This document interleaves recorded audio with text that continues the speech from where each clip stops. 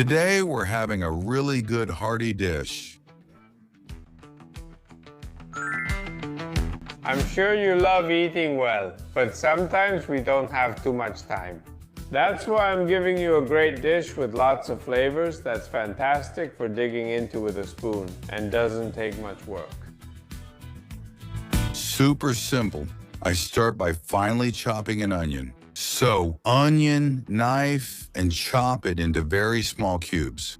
We're also going to slice a chorizo. We're using the typical meat chorizo that's packed with flavor. We're going to add a splash of oil to a large pan and saute, brown, cook, fry, call it whatever you want, the onion. The point is to let it heat up and stir it from time to time until it starts to turn translucent. At that point, you add the chorizo we just sliced. And we're going to stir it from time to time as well, so it sears and releases all its magic. Come on, let's do it. The chorizo already gives the dish a fantastic touch, but if you want, you could add more veggies. I'll leave that up to your personal taste. Great, now that I have it sauteed, golden, and cooked, we're going to give it an extra touch. It's optional, but I recommend you do it.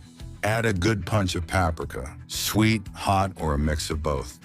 Stir so it heats up, and then add half a liter of broth, whichever you prefer. Vegetable, chicken, or meat-based, or whatever you have on hand. The thing is, if the broth is already salty, you don't need to add more salt. If your broth is a bit bland, add some. Then cook chickpeas. A large can, which is about 400 grams, we add it to the mixture. We give it a few stirs so everything is well mixed. And we're going to cook it covered for 10 or 15 minutes, but make sure it's on medium heat. We don't need it to boil too strongly. And from time to time, do this so the heat is distributed evenly. And that gives it a nice little extra flavor. Once you have it, let's go with the final touch. 2 eggs. You can add as many as you want. I'm going to add 2. And simply in that liquid, which is already hot, cover it and they'll poach on their own.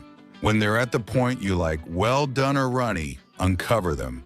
And to the table, just like that, no complications. I also like to add a touch of rosemary at the end to give it an aromatic touch. But that's just my personal habit. Still, try it. It goes great with it. Look at how amazing this looks. What a great dish we prepared in no time. Tasty, nutritious, easy, delicious, with different touches to enjoy. Buy the spoonful. I hope you like the idea and that you helped me out a little. Tell me, what's your favorite legume? Which one wins? And while you think about it, you can watch this other video that pops up here.